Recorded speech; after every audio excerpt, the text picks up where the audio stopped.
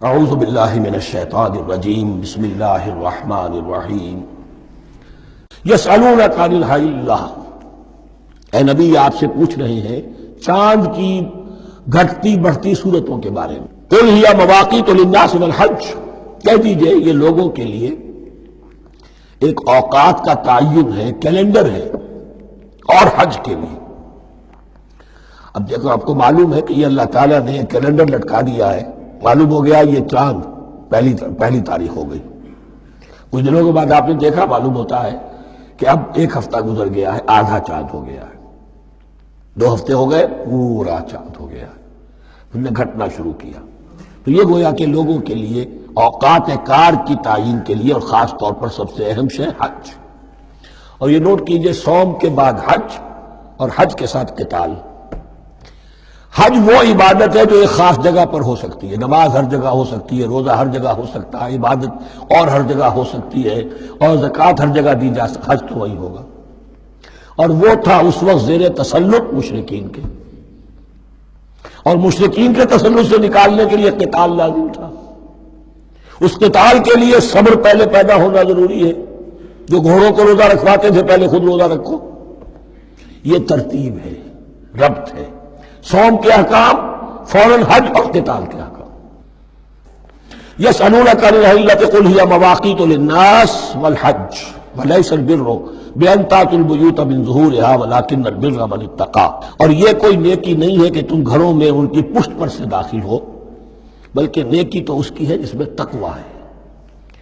یہ اصل میں ان کے ہاں ایک رواج تھا، کیونکہ حج تو ہو رہا تھا ایام جاہلیت میں بھی، اس کے مناسک کی بگڑی ہوئی شکلیں بھی موجود تھیں، کچھ ترمیمیں انہوں نے کر دی تھی، یہ حج تو تھا ان کا۔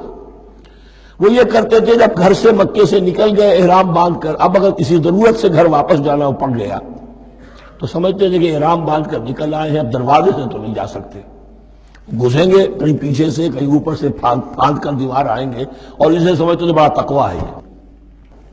فرمایا یہ کوئی نیکی کی بات نہیں، یہ سرے سے نیکی نہیں۔ ولیس البر، یہ ہرگز نیکی نہیں ہے ان تأتوا البیوت من ظہورها کہ تم ان کے گھروں میں داخل ہو ان کے پچھواڑے سے، ولکن البر من اتقى۔ اب یہاں اس پوری آیت کو ذہن میں رکھ لیجئے، آیت البر کے آخر میں لفظ تھا اولئک هم المتقون ولکن البر من اتقى۔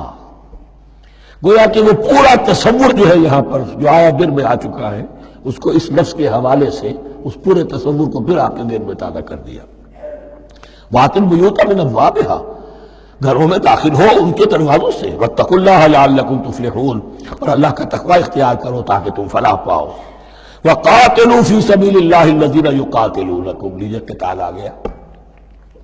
اب یہ تیسری کڑی آ گئی نا، ایک لڑی عبادات کی، ایک لڑی معاملات کی، ایک لڑی انفاق کی، ایک لڑی قتال کی، یہ چوتھی کڑی ہے۔ وَقَاتِلُوا فِي سَبِيلِ اللَّهِ الَّذِينَ يُقَاتِلُونَ، اللہ قتال کرو اللہ کی راہ میں ان سے جو تم سے قتال کر رہے ہیں۔ وَلَا تَعْتَدُوا، لیکن حد سے تجاوز نہ کرو۔ إِنَّ اللَّهَ لَا يُحِبُّ الْمُعْتَدِينَ، اللہ تعالی حد سے تجاوز کرنے والوں کو پسند نہیں کرتا۔ وَاقْتُلُوهُمْ حَيْثُ ثَقِفْتُمُوهُمْ، انہیں قتل کرو جہاں بھی پاؤ۔ وَأَخْرِجُوهُمْ مِنْ حَيْثُ أَخْرَجُوكُمْ، اور نکالو انہیں وہاں سے جہاں سے انہوں نے تمہیں نکالا ہے۔ مہاجرین کہاں سے نکالے گئے تھے؟ مکے سے۔ محمد الرسول اللہ پر وہاں پر حیات تنگ کر دی گئی تھی، قافیہ تنگ کر دیا گیا تھا، تبھی تو آپ نے ہجرت کی۔ نکالو انہیں وہاں سے جہاں سے انہوں نے تمہیں نکالا ہے۔ والفتنة اشد من القتل، اور یہ خیال نہ رہے کہ قتل اور خون ریزی جو ہے تو بری بات ہے، فتنہ اس سے بھی زیادہ بری بات ہے۔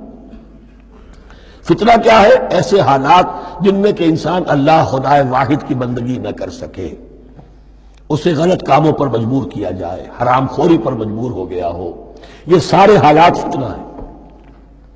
تو قتل اور خون ریزی اتنی بری شے نہیں ہے جتنی فتنہ۔ والفتنة اشد من القتل ولا تقاتلوهم عند المسجد الحرام حتى يقاتلوكم فيه، ہاں مسجد حرام وہ چونکہ اسے تو امن کی جگہ بنا دیا گیا ہے، ان سے جنگ مت کرو مسجد حرام کے پاس جو بھی حرم کا علاقہ ہے، حتیٰ یقاتلوکم، یہاں تک کہ وہ خود تم سے قتال کریں اس میں۔ فَإِن قَاتَلُوكُمْ، پھر اگر وہ تم سے قتال کرتے جنگ کرتے ہیں، فَاقْتُلُوهُمْ، تو قتل کرو انہیں۔ كَذَلِكَ جَزَاءُ الْكَافِرِينَ، یہی بدلہ ہے کافروں کا۔ فَإِنِ انتهوا فَإِنَّ اللَّهَ غَفُورٌ رَحِيمٌ، اگر وہ باز آ جائے تو اللہ غفور اور رحیم ہے۔ وَقَاتِلُوهُمْ حَتَّى لَا تَكُونَ فِتْنَةٌ وَيَكُونَ الدِّينُ لِلَّهِ۔ اب جب یہ جنگ کا مرحلہ شروع ہو گیا ہے دعوت محمدی کے سلسلے میں صلی اللہ علیہ وسلم، تو مسلمانوں جان لو، ایک دور تھا 12-13 برس تک تمہیں حکم تھا کفو ایدیکم، مارے کھاؤ ہاتھ نہ اٹھاؤ۔ اب یہ نیا دور آ گیا ہے، تمہاری دعوت و تحریک جو ہے وہ نئے دور میں داخل ہو گئی ہے۔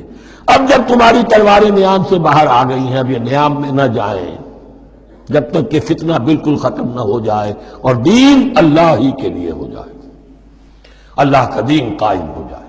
یہ آیت دوبارہ آئے گی اور زیادہ نکھری ہوئی شان کے ساتھ سورہ انفال میں، وَقَاتِلُوهُمْ حَتَّى لَا تَكُونَ فِتْنَةٌ وَيَكُونَ الدِّينُ كُلُّهُ لِلَّهِ، دین کل کا کل، جز نہیں۔ دین کی بالادستی پوری انسانی زندگی پر، انفرادی بھی اجتماعی بھی، اور اجتماعی کے بھی سارے پہلو، politico socio economic system, totally وہ اللہ کے احکام کے تابع ہو۔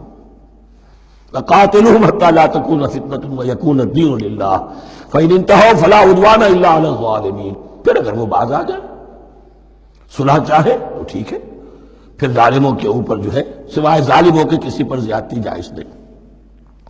الشہر الحرام بالشہر الحرام، حرمت والا مہینہ بدلہ ہے حرمت والے مہینے کا، والحرمات قصاص، اور حرمات کے اندر بھی بدلہ ہے۔